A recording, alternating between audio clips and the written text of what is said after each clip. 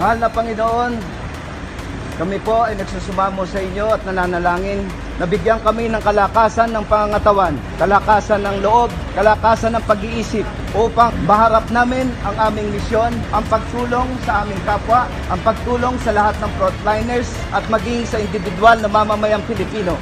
Tinataas po namin sa iyong makapangyarihang pangalan ang aming kalakasan, ang aming kasanayan, ang aming karunungan sa misyong inihatang mo po sa amin. Ang lahat pong ito ay aming dinadalangin sa inyong pangalan, mahal na Panginoon. Amen.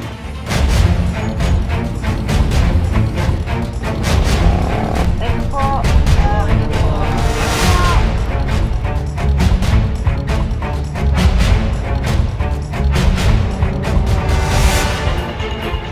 Itong COVID na ito talaga yung tunay na at the start sinabi ko sa inyo. Bantay kayo dito, bantay tayo. Talagang yayaroin na itong COVID na ito. Nagkaroon ng pagpupulong ang mga leader ng mga bansang kasapi sa ASEAN o Association of Southeast Asian Nations at kasama po dyan ang Pilipinas.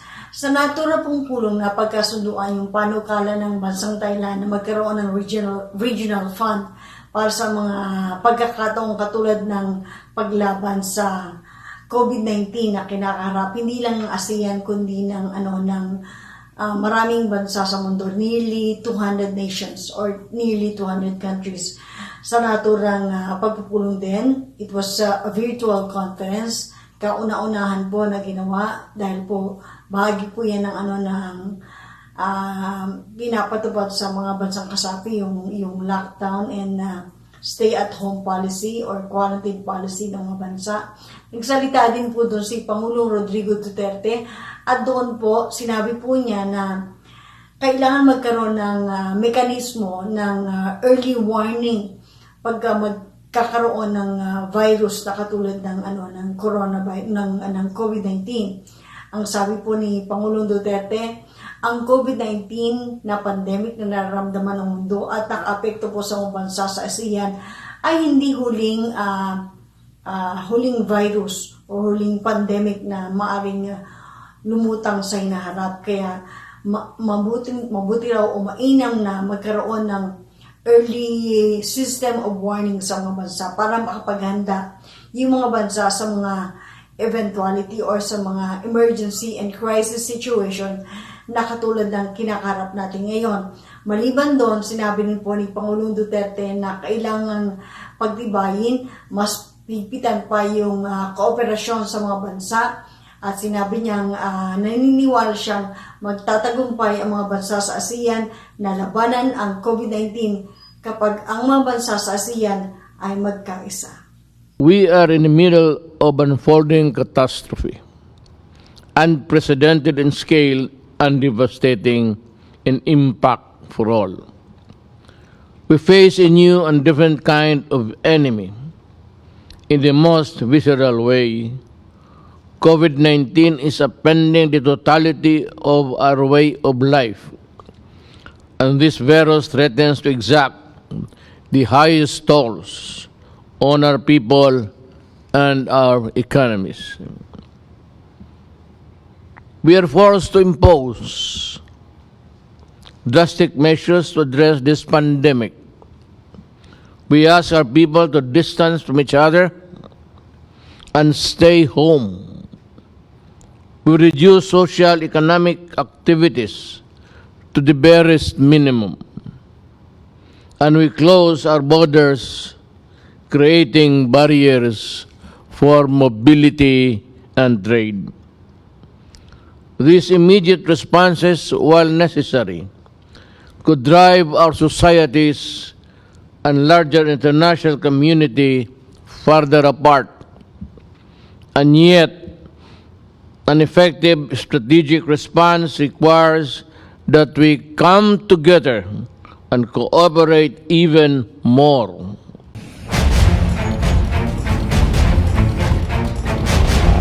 Thank you po.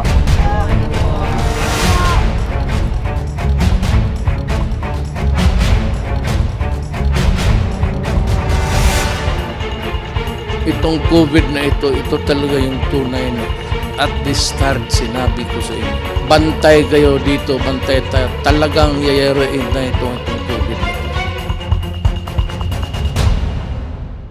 Sa buong mundo po o sa mga bansang apektado ng COVID-19, nearly 2 million na po yung bilang ng mga nagpo-positibo because of the virus.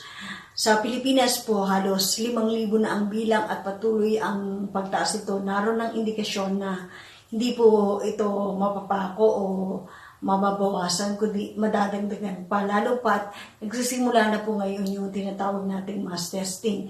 Ayon po sa kagawaran ng kalusugan, ang latest fatality, yung kasama po sa mga bilang ng mga nasawi, bago po nadagdag ay isang 29-day-old na sanggol na taga Batangas. Ito po ay nagpositibo sa COVID-19 at kasama po sa nasawi.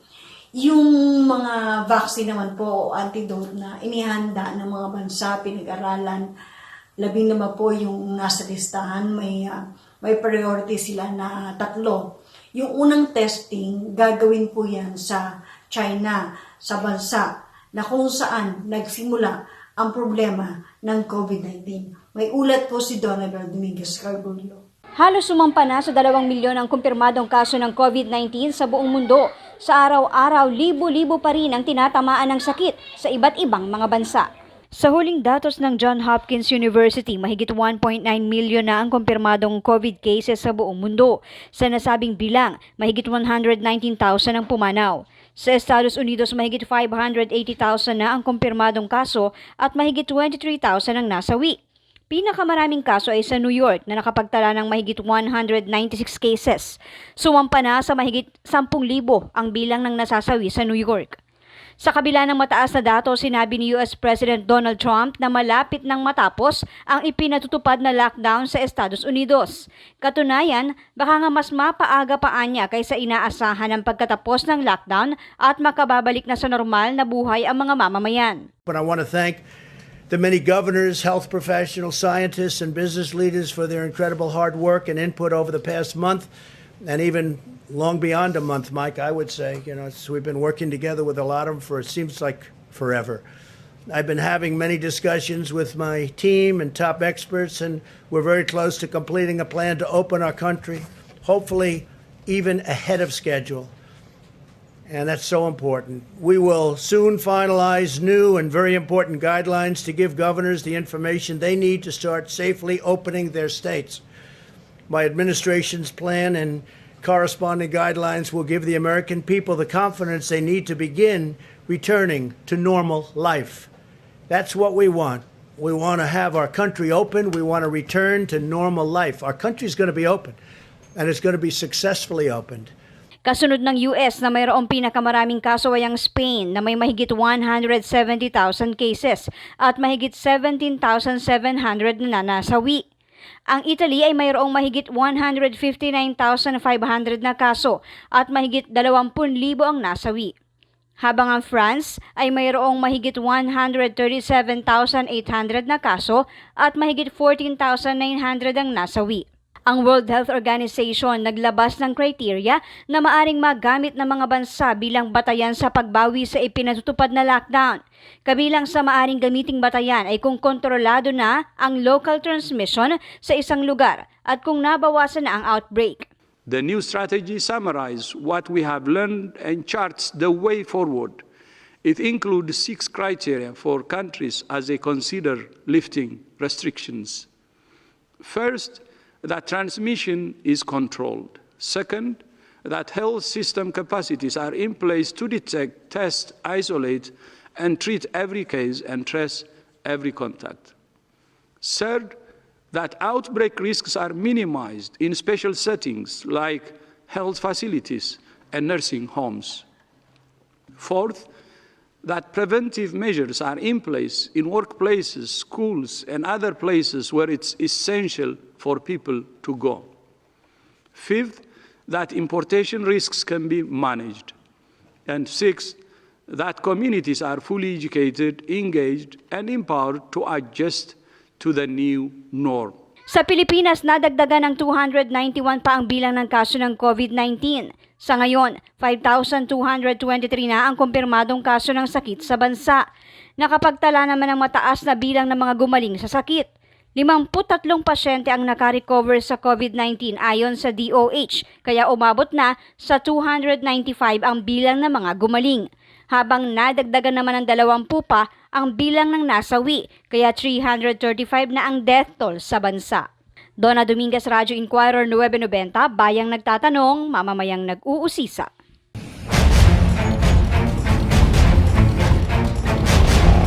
Thank po.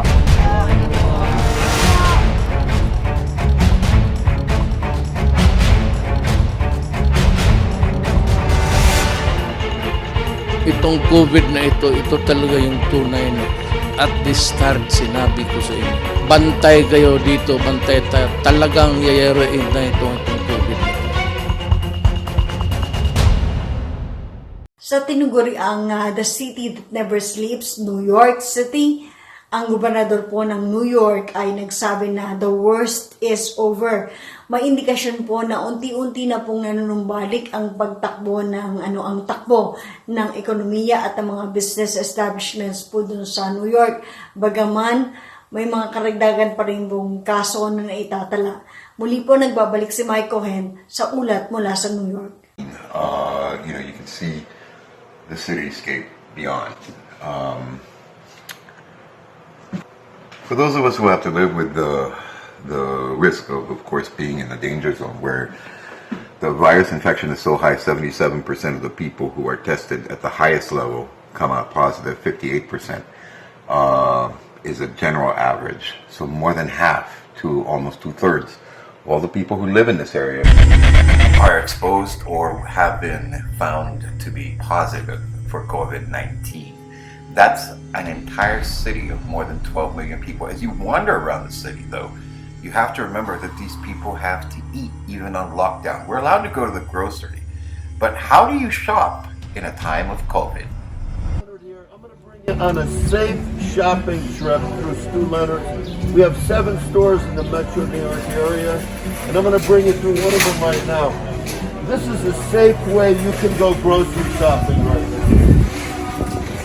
Hi, Bella.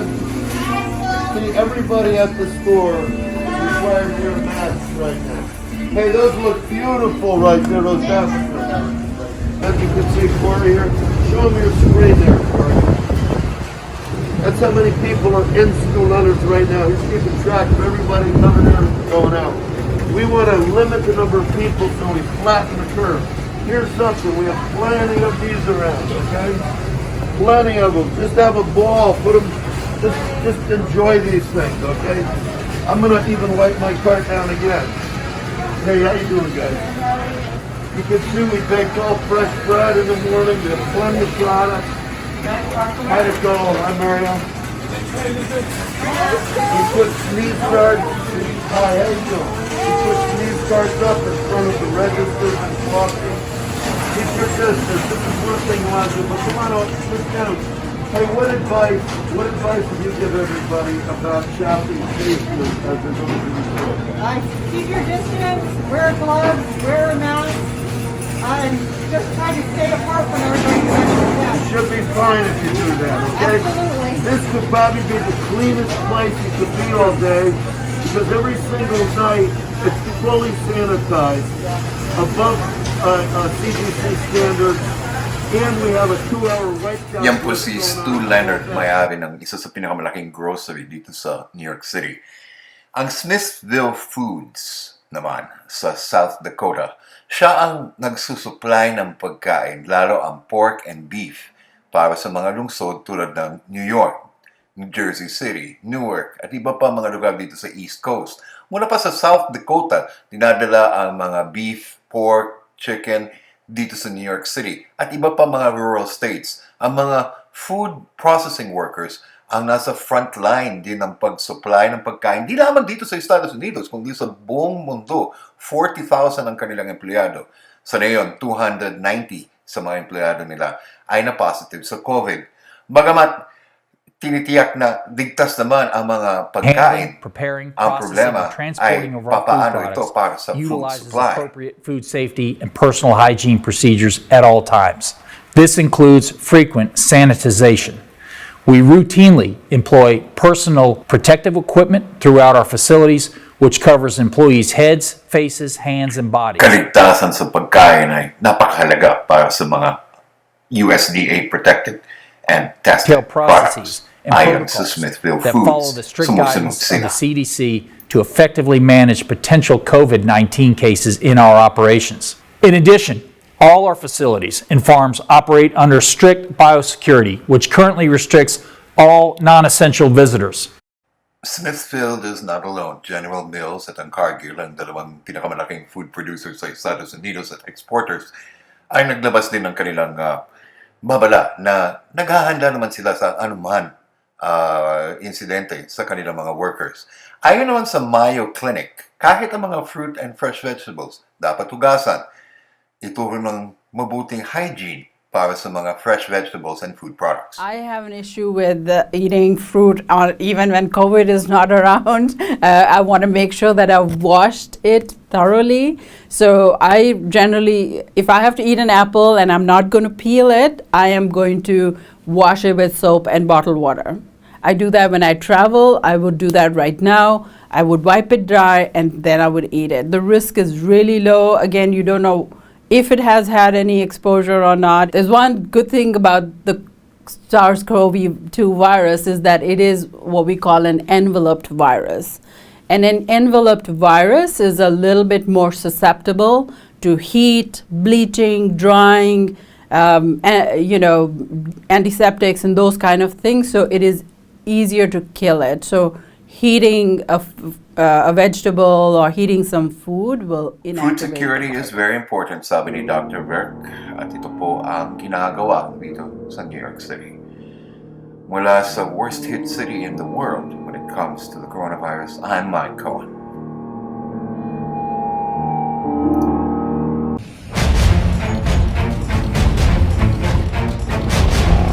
Thank you po.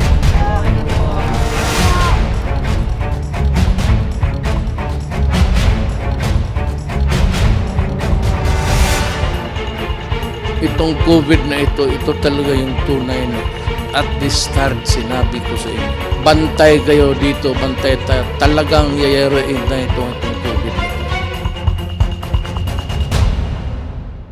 Muli pong humarap at nagsalita sa bayan si Pangulong Rodrigo Duterte. Sa kanya pong pagsasalita, binigyan din po niya ang ilang mga bagay kasama na rito yung pagsasabing prioridad talaga ng kanyang pamahalaan o ng pamahalaan na tulungan ang pinakamahirap na sektor sa ating lipunan. Nagbigay din po ng babala ang Pangulo sa mga lokal na pamahalaan o sa mga LGUs na mahigpit na ipatupad ang ipinatutupad o yung polisiya ng lockdown, polisiya ng enhanced community quarantine dito po sa Luzon. Nabanggit po yan sapagkat may mga komunidad na kinakitaan po na parang ordinary day lang ang nangyari, may pasabong, may paboxing, halos lahat ng tao, matanda, bata na sa kalsada, walang paggalang po sa pinaiiral or parang baliwala ang ipinaiiral na enhanced community quarantine. Kumilos na po tungkol dyan ang lokal na pamahalaan ng Maynila. Sinabi po nila na sila po ay magpapatupad ng total lockdown for 24 hours. Yan po ay sa lugar ng Parola Compound sa Tondo, na kung saan po talagang napakahigpit na pagsubok at yung effort talaga on the part of the local and with the police and the military to implement the enhanced community quarantine. Ang katunayan po, yung mga impormasyong natatanggap ko po, hindi lamang po sa Parola Compound, kundi sa iba pa pong barangay sa Tondo. Pero glaring po yung nakitang pagbabaliwala sa quarantine sa bahagi ng Parola Compound sa Tondo. Now, nilinaw po ni Presidential Spokesperson Atty. Harry Roque sa kanyang kauna-unahang pagharap bilang tagapagsalita muli ni Pangulong Duterte na wala naman siya pinatutungkulang particular na local government. Kasi sinabi niya na parang karapatan ng Estado na kung hindi kaya ng local government na magpatupad ng quarantine ay pwede na silang gumita. Pero mainly responsibilidad po yan ng local government. Wala raw siyang particular na tinutukoy.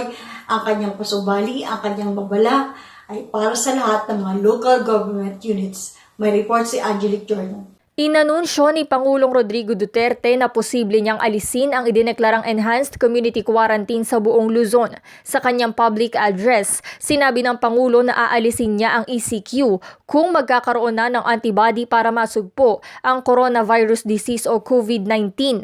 Kung nandyan na yung antibody available na sa market dito and that's being sold in quantity, in numbers, then I'm inclined to maybe at that time lift the lockdown.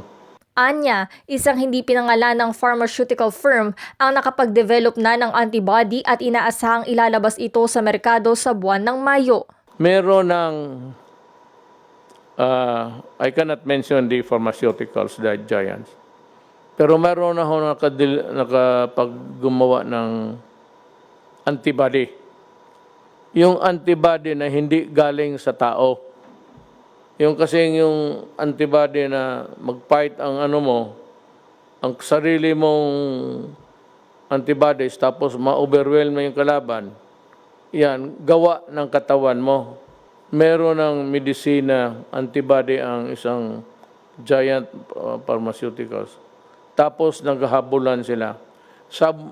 Sabi, by May, baka they would start to market it. Pabili na nila. Ngunit sinabi ng Pangulo na ang Pilipinas ay nasa last ladder o panghuli dahil mauunang makabili nito ang mayayamang bansa. Ang problema, sabi nga ni, we are on the last ladder. Ang muna niyan yung mga mayaman na, kasi marami yan kailangan. So as fast as they can really manufacture or farm out the product, just retain the copyright para magtulungan sila. Kasabay ng extension ng ECQ, binalaan ng Pangulo ang mga local government unit na maghigpit sa pagpapatupad ng batas. Kayong mga mayors, huwag kayong maglaro. Kasi ang ayaw ninyo mag-social distancing, mapipilitan ako puntahan kita at arestuhin kita. Ayaw kong mag-aresto ng mayor. So huwag ka magsabi, hindi, mayroon kaming batas sunod. Sa panahon ito, ang batas isa lang. Ang batas ng DOH as implemented by Lorenzana, Anyo, Galvez, pati itong yan silang tatlo. Yun yung batas ngayon. Ngayon, kung salubungin mo yan, mapipilitan akong puntahan ka at sabihin ko sa inyo, anong klase ka? Mayroon ng binibigay na instruction. Yung iyong point of view o sarili mong paniwala, taguin mo lang yan. Punta ka doon sa pasok sa kwarto mo, kunin mo lahat sa bulsa mo yung iyong opinion, ilagay mo sa drawer mo, tapos sundin mo lang ang gobyerno. Okay tayo dyan? Mayor, governors, ako, I am your public servant. Kayong mga mayor, bata-bata lang ninyo ako. Utosan ninyo ako kung anong gusto ninyo. Basta makapabuti sa bayan, gagawin ko. Huwag kayong mag-alala, hindi na politiko. Sa usapin naman ukol sa cash subsidy, inamin ni Pangulong Duterte na malaking tulong sana rito ang National ID System. Anya, nagkakaroon ng delay sa pagpapatupad ng Social Amelioration Program ng gobyerno dahil sa ilang problema tulad sa mga listahan ng bibigyan nito. Kung may national ID, magiging madali anya ang proseso. Isinisi naman ng Pangulo ang paulit-ulit na pagtutol ng mga makakaliwang grupo kung kaya't hindi ito naisabatas. Samantala, nagbabala rin ang Pangulo makaraang mapaulat ang hindi umano pagtanggap ng 6 na ospital sa isang pasyente sa Cabanatuan, Nueva Ecija. Ayon sa Pangulo, alam ng mga pamunuan ng ospital na mali ang tumanggi ng pasyente. Kung mapapatunayang totoo ang nasabing ulat, sinabi ni Pangulong Duterte na ipag-uutos niya sa Department of Justice na i-prosecute sila. Alam mo, guys, alam ninyo mali yan. So pag totoo yan, I will really ask the Justice Department to prosecute you. Kasi alam ninyo na hindi pwede yan. Especially the government hospital. Merong gobyerno. You could have just look for a house there na o kwarto kung saan adjunct din sa ospital at sanitize na ninyo at doon ninyo nilagay. Paano yung mga Pilipino na ganun? Ipinag-utos ng punong ehekutibo sa mga ospital na tanggapin at i-confine ang lahat ng pasyente na nakararanas ng anumang uri ng sakit, kabilang na ang mga positibo sa COVID-19. My order is must accept admission. You fail on that, I will relieve all of you sa hospital. And you consider yourself suspended because the written order will follow. Sa pagtatapos ng kanyang public address, nagpasalamat ang Pangulo sa lahat ng medical workers at iba pang frontliners sa gitna ng COVID-19 crisis. Saludoan niya siya sa ipinamamalas na sakripisyo para magserbisyo sa mamamayang Filipino. Angelique Jordan, Radyo Inquirer 990, bayang nagtatanong, mamamayang nag-uusisa.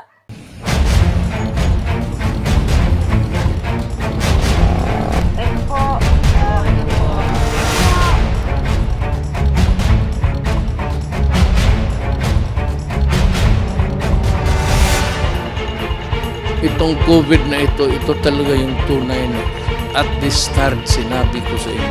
Bantay kayo dito, bantay tayo. Talagang yayaroin na itong COVID na ito.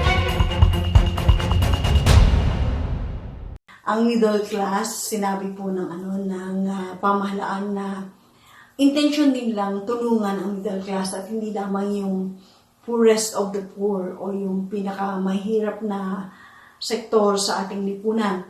Kanina po sa press conference, sa Laging Handa press conference na unang sumabak po si Atty. Harry Roque sa kanyang pagbabalik bilang tagapagsalita ng Pangulo at ng Gabinete ng Palasyo ng Malacanang, may sinasabi siyang small business subsidy. Mayroon din pong tulong na ibibigay sa mga maliliit na negosyo at makikinabang dito yung middle class. Kung ano po yan, narito po ang report ni Angelique Jordan.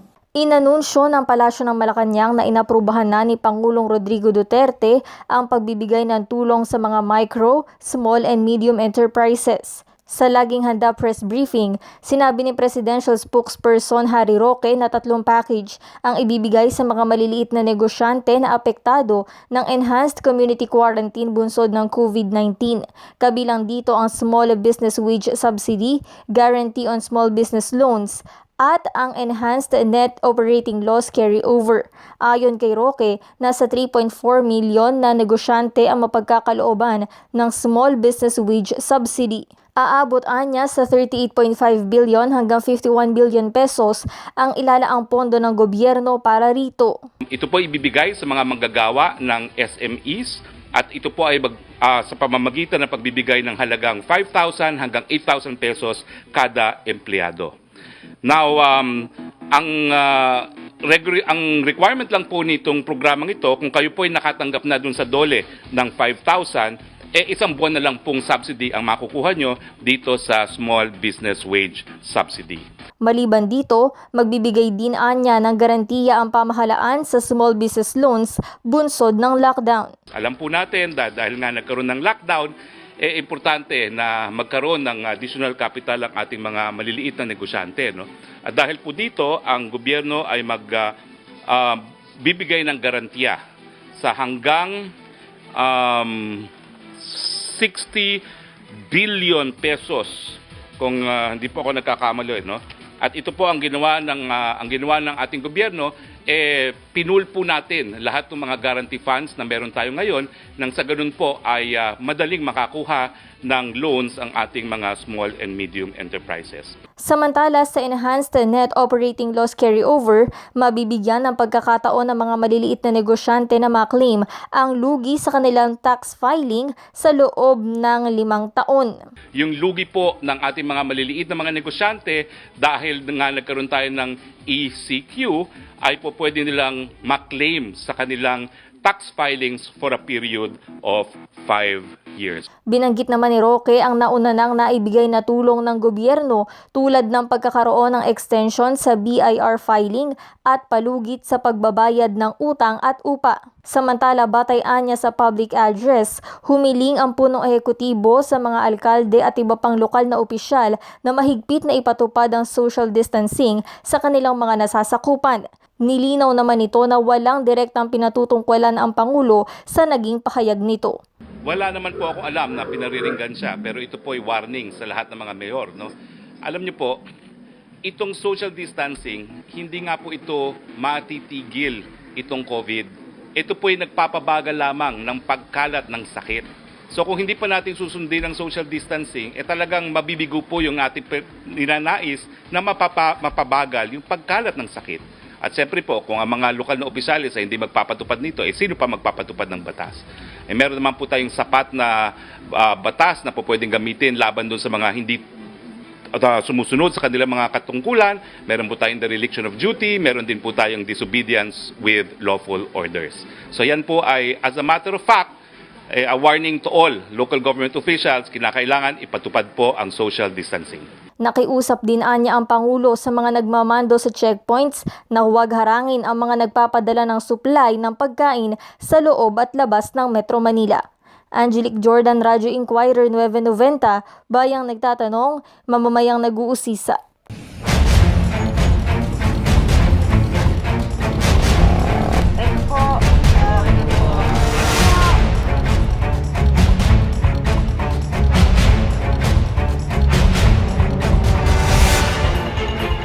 Itong COVID na ito talaga yung tunay na at the start sinabi ko sa inyo. Bantay kayo dito, bantay tayo. Talagang yayaroin na itong COVID na ito. Nung panahon po ng Semana Santa, ilang araw pa lamang nakakalipas, ay pinuntahan po ni Chona Yu yung Balintawak Market at yung ulat po niya tungkol sa Balintawak Market. Pinakita niya na napakaraming tao, siksikan, halos walang maramdamang enhanced community quarantine.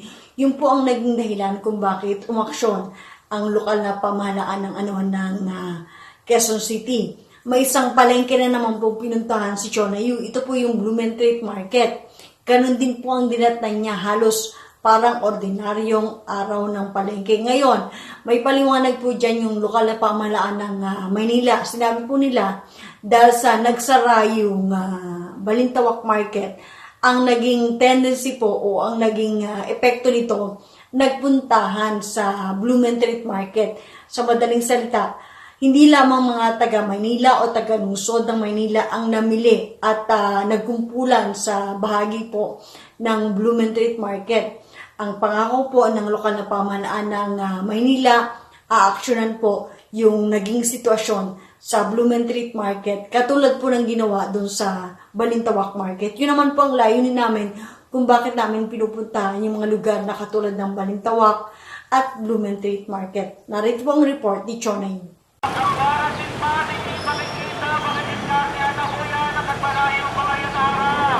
Mistulang ordinaryong araw lamang sa Blumentritt Market sa Maynila at walang enhanced community quarantine dahil sa COVID-19.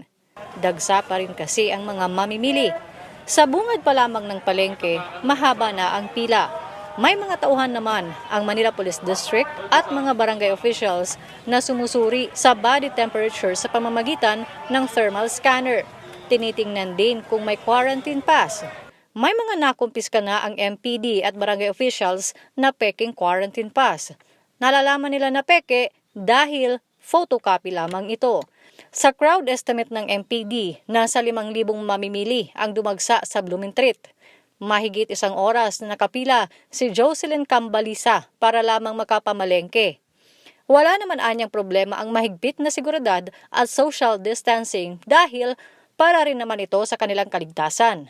Naku, okay lang po. Ito po na mahirap pero kailangan naman po para sa social distancing. Naku, ngayon po siguro po mga 1 oras din naman po. Para kay Michelle Elizalde, meat vendor, lumakas ang bentahan simula kahapon. Noong linggo kasi, nasa 12,000 pesos lamang ang kanyang benta pero kahapon ay umabot na sa 24,000 pesos. Mataas pa rin kasi anya ang bentahan kahit tumaas ang presyo ng mga bilihin. Halimbawa ang manok, noong nakaraang linggo, bagsak presyo sa 100 piso kada kilo. Pero dahil sa pagdagsa ng mga mamimili, ngayon ay nasa 120 pesos na. Ang baboy na nasa 180 pesos kada kilo, tumaas ng 20 pesos. Ayon kay Michelle, kahapon lamang nagsimula ang pagdagsa ng mga mamimili o ilang araw matapos isara ang Balintawak Market sa Quezon City. Nung nakaraan po matumal, ngayon medyo po kasi nagpapanik po sila, kala po walang palengke. Kahapon lang ma'am, tsaka ngayon lang po. Yung baboy po, tumaas po ng 10. Yung manok po, tumaas po malaki, 20. 21 na. Ang puhunan po ng manok sa dress po, 105. 110. 125, 130, 120, ganon. Para kay Concepcion Cornelio, tagatinda ng gulay, dasal sa Panginoon ang kanyang sandalan. Nagpapasalamat din siya sa lokal na pamahalaan ng Maynila sa pagpayag makapaghanap ng buhay sa gitna ng krisis. Maganda naman ang pagbebenta namin, saka nagpapasalamat ako kasi gawa ng Lord kaya kami nakakapagtinda rito, pinuproteksyon na niya ang bawat Pilipinong namamalengke para maanuhan ng coronavirus.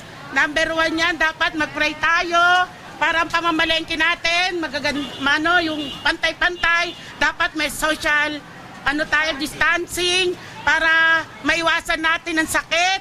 Saka dapat pag uwi natin ng bahay, galing pamamalengke, magsabon ng kamay, magpalit ng damit, saka ang paa sabunin. Kaya nagpapasalamat ako sa Panginoon kasi siya ang naging sentro ng bawat isa na nagtitinda sa Blumentritt.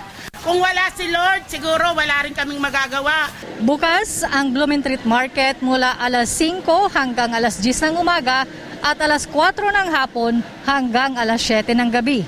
Hanggat marami ang lansangan, malabong masugpo ang paglaganap ng COVID-19.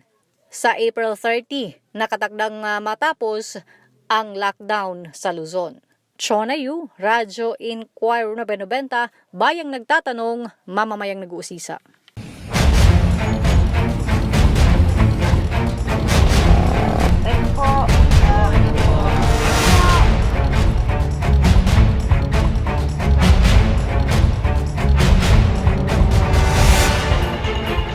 Itong COVID na ito talaga yung tunay na at the start sinabi ko sa inyo.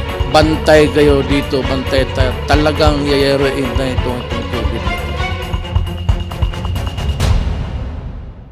Yung nabash pong barangay captain sa Barangay Libis sa lungsod ng Quezon, ito pong nagdaang Semana Santa, nakapagpaliwanag na po siya sa tanggapan ng alkalde, sa tanggapan po ni Mayor Joy Belmonte kasi po siya ay pinadalhan ng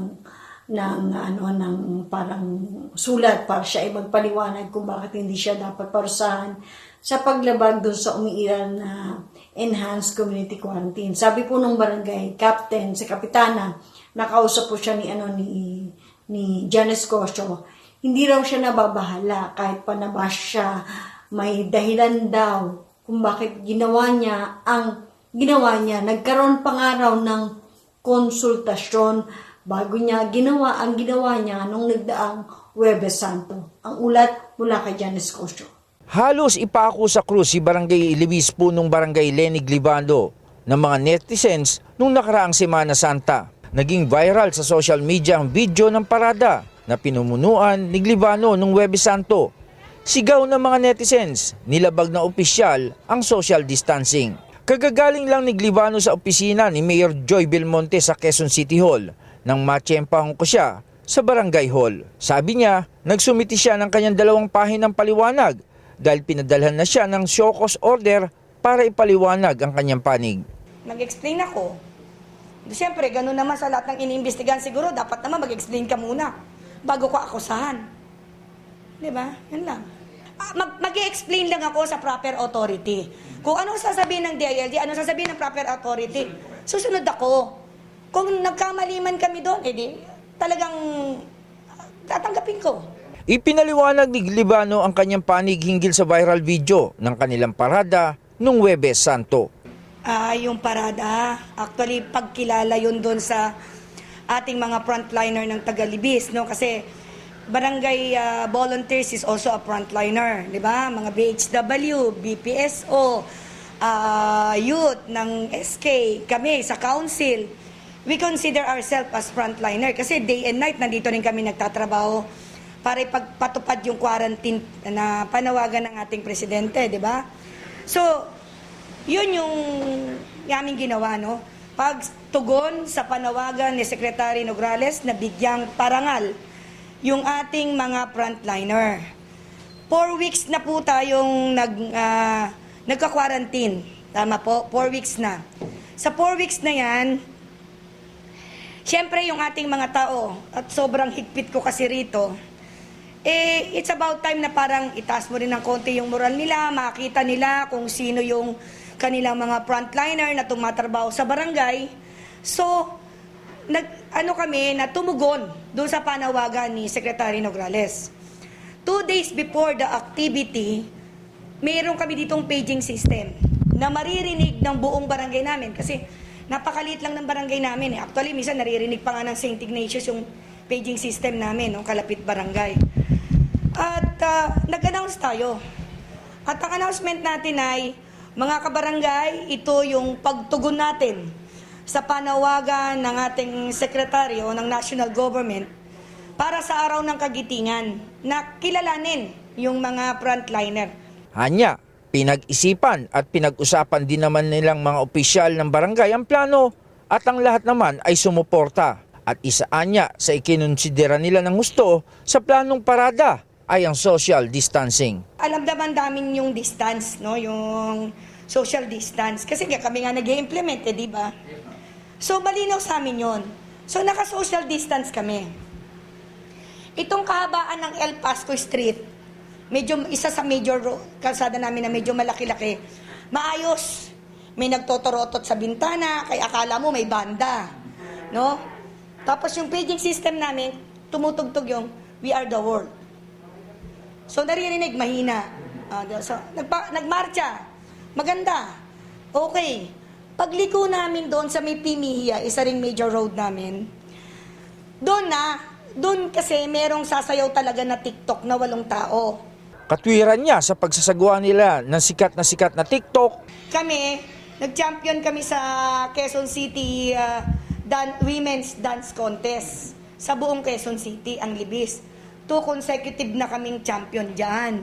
So, sa Women's Month. So, yun lang din naman na sabi niya, sige Kap, sabi ko wag marami, kahit 8 lang. So, kako, i-observe yung social distancing. So, malinaw yun. At para suportahan din ng kanyang sinasabi, nagpakita si chairwoman ng mga social media posts na nagpapakita na talagang sinunod nila ang social distancing sa kanilang parada. Makikita nyo ha, sa ibang mga posts, kasi ako wala naman ako ganyan, tinaglang din nila ako. Makikita mo, katulad ditong video to, ito yung simula. Makikita mo yung bahay may mga nakalagay na thank you very much. Nasa taas ang bahay. Nasa taas, di ba? Nasa taas yung mga tao. Ayan. Ewan ko ba't hindi umandar, wala yata akong load. Ayan. Di ba? Di ba? Ibig sabihin ko, malinaw yung social distancing sa amin. Kwento pa ni Glivano, 25 lang ang kasali sa parada para masunod ang social distancing. At anya, dumami lang ang tao kung saan nangyari ang TikTok dance. Dagdag pa nito sa kanilang motibo. Isang layunin din namin is maramdaman ng constituent namin na kami mga frontliner, kahit may extension pa yan, nandito pa kami. Andito kami, tutuloy natin tong laban na to.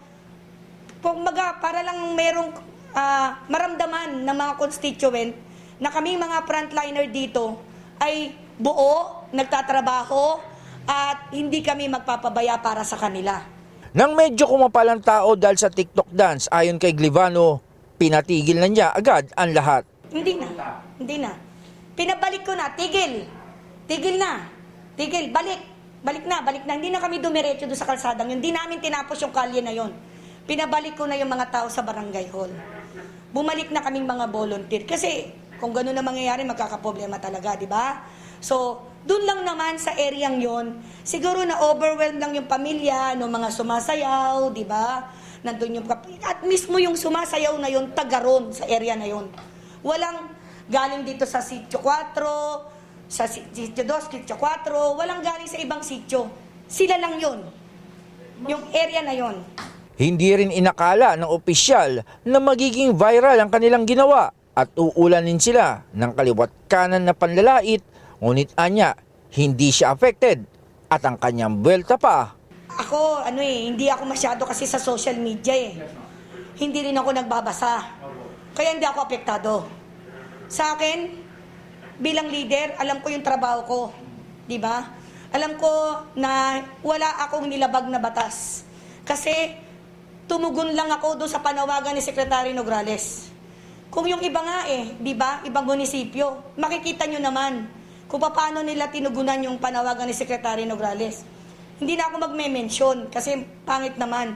Kayo, nasa media kayo. Makikita ninyo rin naman yan yung mga gumagawa din ng ganitong pagkilala kung paano din nila kinokontrol yung crowd. Kami, ang pakaliit naming barangay.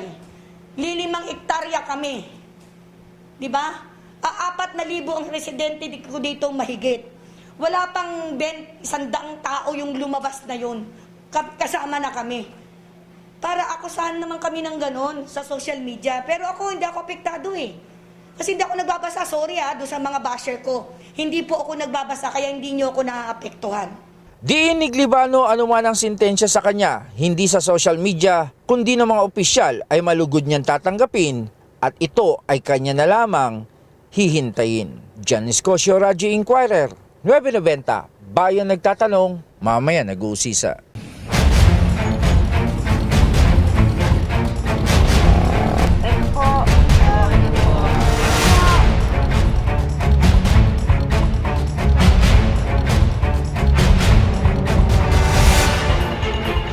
Itong COVID na ito talaga yung tunay na at the start sinabi ko sa inyo.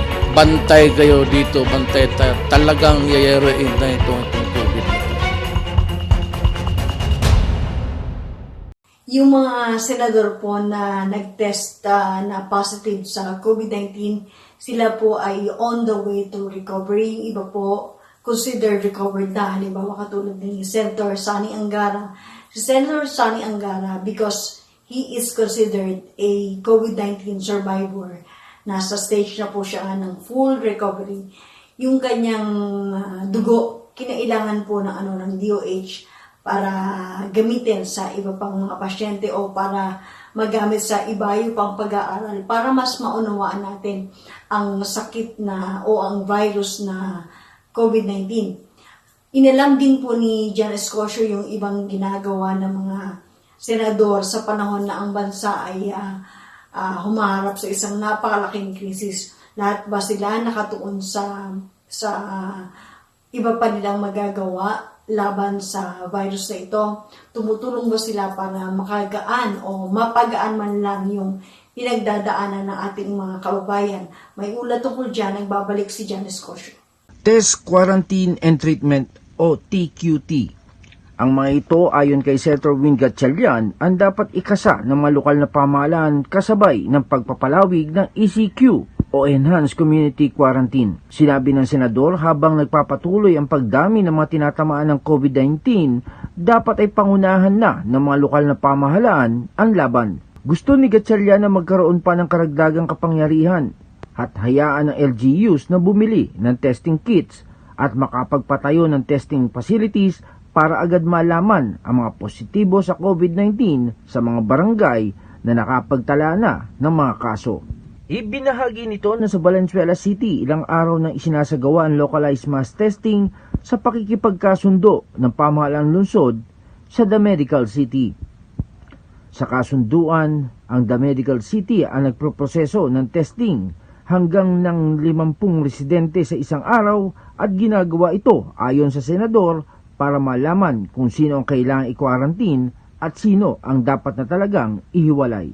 Ayon pa kay Gatchalian, dapat magsimula na ang mga lokal na pamahalaan sa pagbili ng testing kits, ngunit kailangan din nila ng todong suporta mula sa gobyerno. Ikinatuwa naman ni Senator Francis Tolentino ang hakbang ng Interagency Task Force na payagan ang 1,500 bagong medical graduates na magsilbi na sa mga pampublikong ospital at tumulong sa laban kontra COVID-19.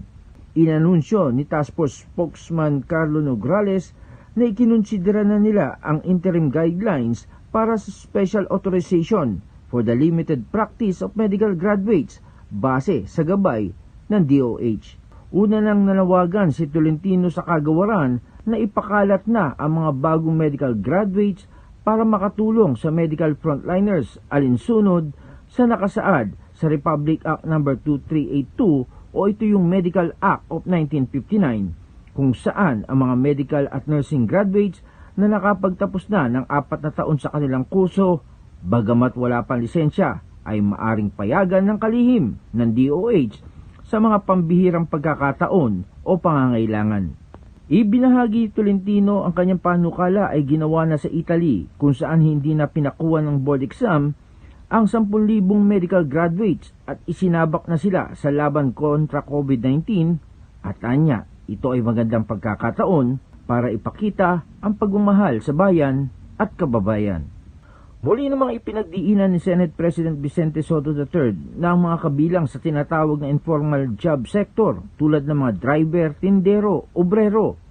Lahat ng mga nanawala ng pinagkakakitaan ay dapat makinabang sa Special Amelioration Program ng Bayanihan to Heal as One Act. Anya, mali ang sinasabi ng ilang social o barangay workers na isang bahay, isang cash subsidy lang. Ang paglilinaw ng senador, kung may 3 pamilya ang nasa iisang bahay, ang 3 ay magkakahiwalay na tatanggap ng naturang tulong pinansyal. Nagpahiwatig pa si Soto na sa pagbabalik ng sesyon ng Senado ay nais niya maimbestigahan nila ang naging proseso at paraan sa pamamahagi ng tulong. Ibinahagi nito na sa 2 ulat ng Malacanang ukol sa pamamahagi ng tulong pinansyal alinsunod sa nakasaad sa Bayanihan to Heal as One Act, higit 101 bilyong piso na ang naipamahagi ng DSWD. Samantala, ilang araw matapos gumaling, nagbahagi ng dugo ang COVID-19 survivor na si Senator Sani Angara. Sinabi ni Angara, ito ang kanyang paraan para maibalik sa medical community ang pagpapagaling sa kanya at umaasa siya na tutularan siya ng ibang nakaligtas sa nakakamatay na sakit.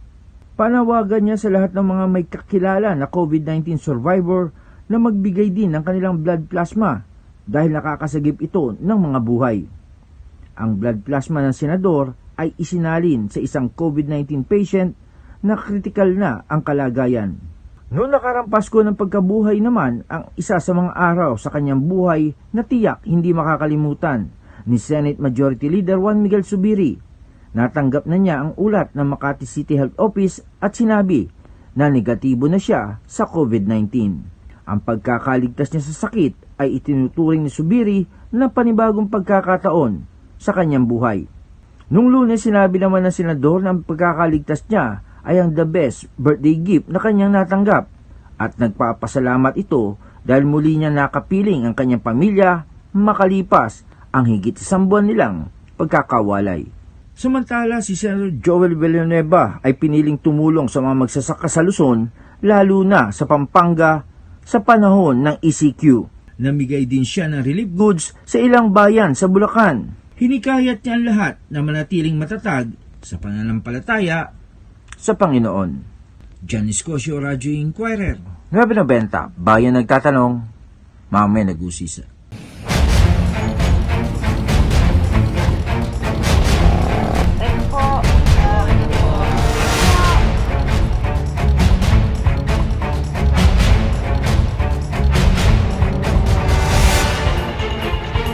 itong COVID na ito talaga yung tunay na at the start sinabi ko sa inyo. Bantay kayo dito, bantay tayo. Talagang yayaroin na itong COVID na ito. Yung mga tao pong sa kalsada, ang tinatawag nilang tahanan, yung mga tao pong walang bubong na tinatawag natin, hindi sila ituturing na kabilang doon sa informal sector. Meaning, hindi sila magbibigyan ng 5,000, ng 8,000. Sa panahon ng takot ng mundo sa COVID-19 at sa umiiral na enhanced community quarantine, sino ang kakalinga sa kanila? Meron pong proyekto ang lokal na pamahalaan ng Valenzuela sa Valenzuela City po at nakatuon yon sa pagtulong sa mga taong grasa, sa mga taong ang lansangan, ang tinatawag nilang tahanan. May report po si Erwin Aguilon. Ang mga may sakit, senior citizen at mga buntis ang sinasabing vulnerable sa COVID-19. Pero paano naman ang mga nakakakal ng basura at mga nakatira sa lansangan o yung mga tinatawag na homeless? Sino ang mga ngalaga sa kanila upang hindi dapuan ng nakamamatay na sakit? Sa Valenzuela City, 12 mga homeless ang niligtas ng City Social Welfare and Development Office sa iba't ibang kalsada ng syudad. Kabilang dito ang 4 na mentally challenged o mga may diferensya sa pag-iisip. Sabi ni Valenzuela City Social Welfare and Development Office Chief Dorothy Go Evangelista, meron silang team na nag-iikot sa lungsod upang sagipin ang mga walang tirahan. We have our own sagip team that goes around the city. That's their job every day. Wala silang ginawa kundi umikot sa city. That was prior to the lockdown. Wala pa nag-lockdown. So umiikot talaga sila. And then if we see homeless, we really take care of them. Dinadala namin sa center kung talagang hindi na namin mahanap ang makamag-anak nila or kung may Alzheimer sila or may sakit, hindi nila alam, we take care of them. Meron ayon kay Go Evangelista na isang bahay kalinga ang syudad pero nangangamba silang mahawa ang mga inaalagaan nila doon. Dahil sa panganib ng COVID-19, pansamantalang inilagay ang mga ito sa isang resort na ayon kay Mayor Rex Gatchalian ng Valenzuela ay libreng ipinagamit sa kanila. Gusto namin umarkila yung Pisces Resort. That's a small resort in Valenzuela City. Pero yung may-ari na taga May Kawayan, hindi siya taga Valenzuela. In fact, he's in government service in May Kawayan. I believe he's the city administrator. Ayaw tumanggap ng bayad. Sabi ko nga, heroes really step up in this time. Sabi niya, itabi na ng pamalang lungsod ng Valenzuela yung pangbayad at gamitin na lang yun sa iba pang endeavor. So pinahiram niya ng libre yung resort niya. Dagdag ni Go Evangelista, hindi nila madala sa National Center for Mental Health ang 4 na kanilang nailigtas na mayroong depresya sa pag-iisip dahil sa kaso ng COVID-19 doon. Ayaw-anya nila na madagdag pa sa problema ng pamahalaan. Nakilala namin na isa sa kinakanlong ng Valenzuela City si Eduardo Quiambo ng Dasmariñas, Cavite. Ayon sa kanya, 1 taon na siyang nakakalkal ng basura sa lungsod. Nangalakal lang ako. Bitbit ko lang sa ako lang. Matagal ka na nangangalakal? Lang pagdadas mo ako, Cavite ako. Hindi nga ako makauwi, wala sa sakit. Ng pera. Pagkabita ko ng kalakal, iyak ko. Ayaw nila pumayag. Iniwan ko ng kalakal ko. Kwento sa amin ni Tate Eduardo, meron siyang 7 taong gulang na anak na naiwan sa kanyang mga kamag-anak sa Cavite. Kung kumita ng pera, mga malaki, mga 2,000, 1,500, inuwi ko na yan para sa anak ko. Para sa mga pinsang ko. Ipinambibilian niya ng pagkain at gatas ng kanyang anak ang kinikita nito sa pagkakalkal ng basura. Lakad lamang siya ng lakad sa lungsod at kung saan abutan ng dilim at pagod ay doon natutulog. Hindi niya siya natatakot sa COVID-19 sapagkat lahat ng uri ng dumi ay nakalkalan niya sa pamamasura. Pinakalkal ko ngayon basura eh. Basura, nandyan lahat. May patay na daga, imuot, may mga pagkain. May mga pagkain, hindi ko kinakain. Katapos ko magkalkal ng basura, lagi may baon akong tubig, nugas akong kamay ko, saka sabon. Isa rin sa nasa resort na pinagdalhan sa mga nailigtas ang 81 anyos na Chinese national na taga Valenzuela City. Sabi ni Go Evangelista, ayaw tanggapin ng kanyang mga kamag-anak na lalaking Chinese dahil sa takot na baka carrier ito ng COVID-19. Ayaw tanggapin ng family nila, kamag-anak, ng kapatid niya. So, ang nangyayari, nagpapalaboy na lang siya. So, kinupkup naman siya ng barangay Gentindela ni barangay captain. Kaya lang nga nung nagbukas na kami dito, kinuha na ho namin. Probably natatakot din kasi nga palaboy siya. Baka mag-uwi ng kung anong sakit sa pamilya. Matapos anya ang lockdown, ihahatid din ang mga mayroong mauuwian sa kanilang mga tahanan. Samantala, tuloy naman ang ginagawang pamamigay ng food voucher ng Valenzuela City para sa second wave ng kanilang tulong sa mga taga rito. Dahil sa extension, medyo nahihirapan na rin sila. Siyempre may mga stay-in, stranded workers, lahat yan makakapture na natin. So that's why it's 215,000. Near universal, kundi universal to, na lahat ng Valenzuelano makakatanggap. Ang nasabing food packs ayon kay Mayor Rex Gatchalian ay maaaring magkasya ng 7 hanggang 9 na araw sa isang pamilya na may 5 miyembro. Ipinamamahagian niya ang mga food voucher sa bawat bahay at kukuhanin naman ang mga relief pack sa 23 satellite city hall ng Valenzuela. Kasi imposible na bitbitin namin yung 10 kilos na kahon na 215,000. Baka 3 buwan na hindi pa kami tapos pag yun ang hinahouse-to-house natin. Hindi naman tayo maliit na bayan. Siguro sa mga mas maliliit na bayan, pwede yung hinahouse-to-house yung goods. Pero ang ginagawa natin ngayon, mas mabilis i-house-to-house yung voucher. It's just a card, you give it there. Nakalagay doon yung specific na lokasyon, oras at araw. Iba-iba yon. For every 1 hour and a half, 200 lang ang may ganong kombinasyon. Erwin Aguilon, Radyo Inquirer na binibenta, bayang nagtatanong, mamamayang nag-uusisa.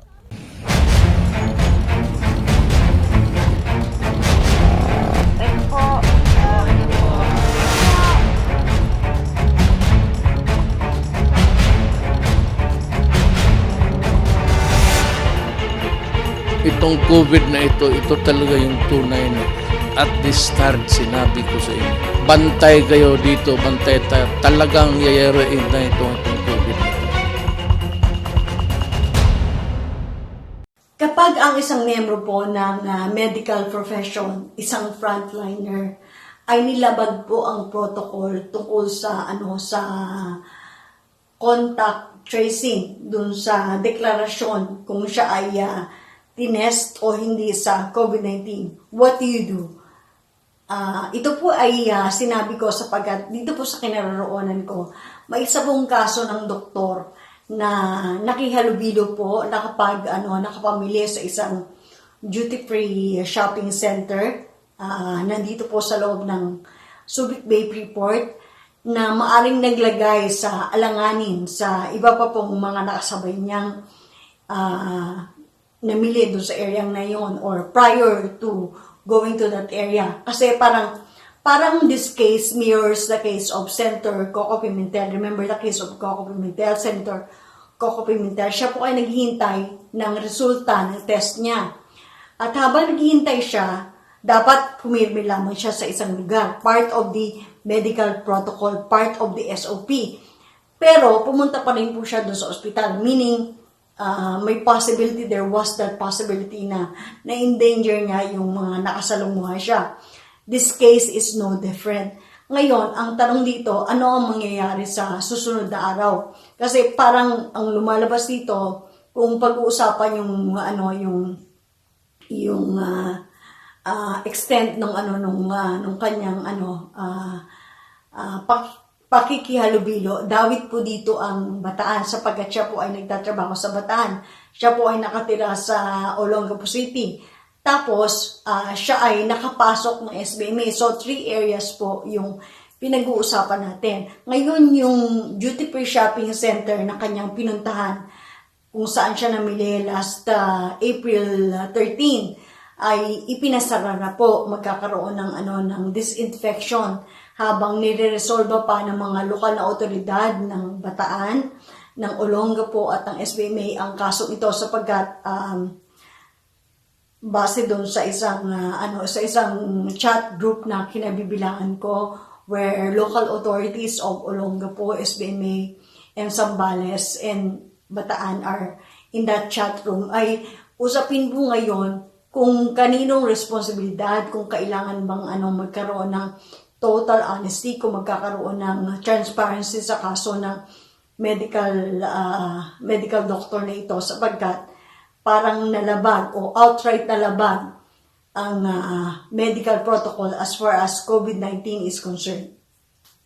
Samantala po sa social media ngayon ay usong-uso po yung iba't ibang challenge. Kaliwat kanan po mayroong mga pagsubok yung tinatawag na challenge. Ako po ay nakisali sa isang challenge na ang challenge ay may kinalaman sa pagsusuot ng mask at yung face mask po na mandatory naman po na inuutos ng ating pamahalaan. Yung pagsusuot ng mask na ito, rock your mask challenge, yun ang tawag nila, ay parang ginagawang personal parang pag-aangkin ng ng pagsusuot ng face mask na magiging bahagi na ng iyong personalidad. Ako po ay nanyayahan na sumali po sa Naturang Challenge. Kasama po yung ibang mga kasamahan din sa media at iba pang mga personalidad. Ito ay ipapakita natin mamaya. Kasabay po ng pag-iiwan namin ng mensahe ng ang salitang pag-ibig po ay katumbas ng isa pang salita. Ano po yung salitang binabanggit ko? Pag-ibig, paglilingkod, love, service. One cannot go without the other one. They are one and the same. Kapag naintindihan po natin na ang pag-ibig ay katumbas ng salitang paglilingkod o service, mas maunawaan po natin ang iniwan sa ating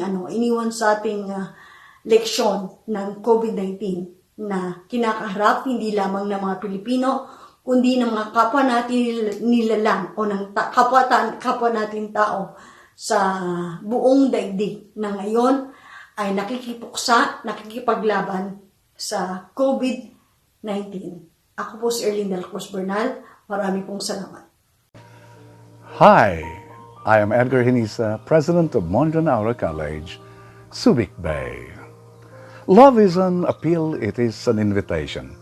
Ang pagmamahal daw ay isang apila, isang imbitasyon. Pag tayo po iniimbita, pwede tayo magsabi ng, titignan ko. Ibig sabihin natin, hindi, di ba? O kaya naman, di ako pwede, sensya ka. O kaya, I love to go to your party. You can say yes, you can say no to an invitation. Just like love. You can say yes, you can say no. It's an appeal. May mga bagay-bagay po na kahit hindi magsalita, nakikita natin ito ay lumilikha ng ilang damdamin sa ating kalooban. Ang isang batang musmos na pulubi, kahit hindi magsalita, nangungusap ang kanyang mata, nakatingin sa iyo na sa gusgusin niyang damit na, gugutom ako. Pwede mo akong tulungan na lagyan ng laman ng aking tiyan? Wala akong uuwian. Pwede mo ba akong patuloyin sa iyong tirahan?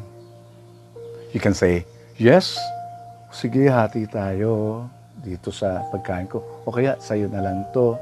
Total, busog naman ako. Or, nasa na mga magulang mo. Mga magulang, mabahala sila sa'yo, no? Napaka-irresponsable ng mga magulang. You can say no. In many ways. In many ways. Or, for example, somebody is carrying so much luggage, no, or baggages, no? Pwedeng sumulyap sa'yo, parang humingi ng tulong na, pwedeng tulungan mo ako magbuhat. Pwede mo sabihin, bahala ka. Ba't ka kasi maraming dinala? Okay, pakialam ko sa'yo. Or, Madam, tulungan ko na po kayo. It's just like serving others. Serving others is a manifestation of love. You may say yes, you may say no. COVID-19 pandemic is giving us all the chances to say yes to love by serving others. Kaya nga, believe po ako sa mga frontliners, mga doctors, nurses, mga medical personnel, mga medical practitioners, health professionals natin, ating mga kapulisan, ating peacekeeping forces, ating mga pinuno. Kahit ang kapitbahay mo, di ba? They said yes to serve in spite of the danger of serving, mahawa, in spite of mapapagod, in spite of malalayo sa pamilya, kaya naman malidisgrasya pa. Kahit halos minsan nga wala nga incentives, di ba? Pero they said yes out of love. You see, when we say yes out of love to serve others, it's not only others that we are serving, but we are serving the Lord. Ano man ang gawin natin kabutihan sa ating kapwa, ginagawa natin para sa ating Panginoon at higit sa lahat, para din sa ating sarili. Because one of the happiest moments in a man's life is when he thinks and he feels that he had served and said yes to serve others. Thank you very much.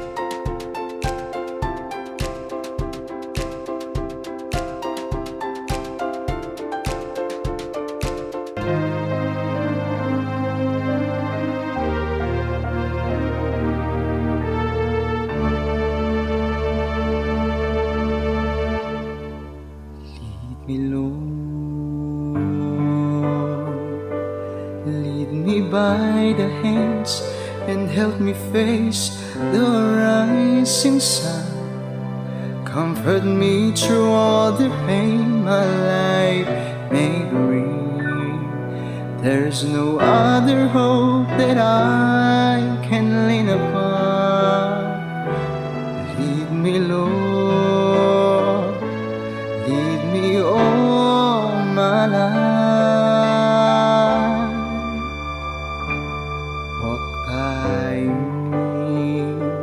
Walk by me across the lonely road of every day.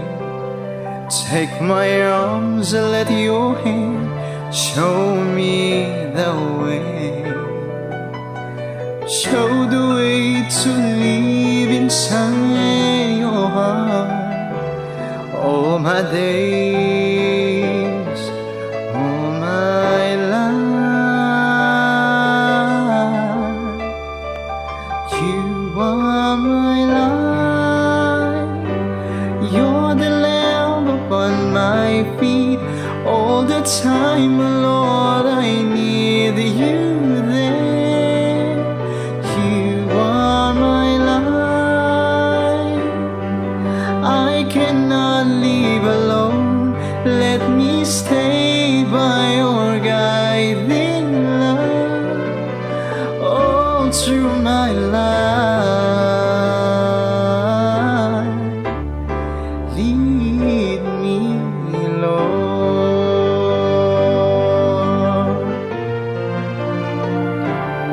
Lead me, Lord.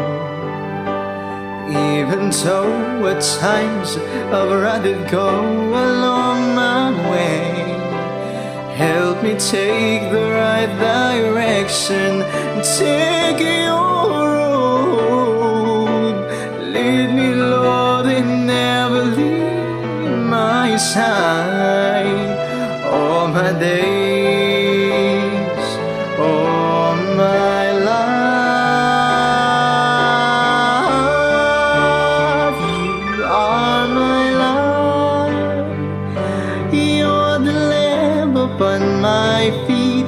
All the time, Lord, I need you there. You are my life. I cannot live alone. Let me stay by your guiding love all through my life, all through my days. Oh, lead me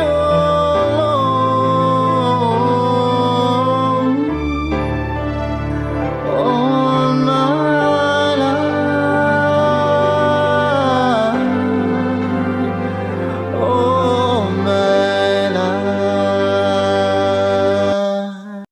Mahal na Panginoon, kami po ay nagsusumamo sa inyo at nananalangin na bigyan kami ng kalakasan ng pangangatawan, kalakasan ng loob, kalakasan ng pag-iisip upang maharap namin ang aming misyon, ang pagtulong sa aming kapwa, ang pagtulong sa lahat ng frontliners at maging sa individual na mamamayang Pilipino.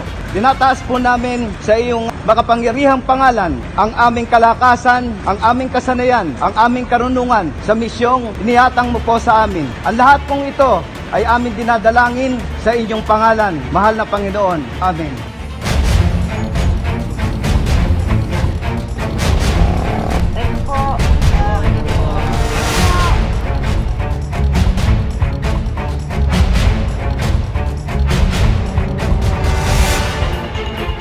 Itong COVID na ito talaga yung tunay na at the start sinabi ko sa inyo. Bantay kayo dito, bantay tayo. Talagang yayaroin na itong COVID.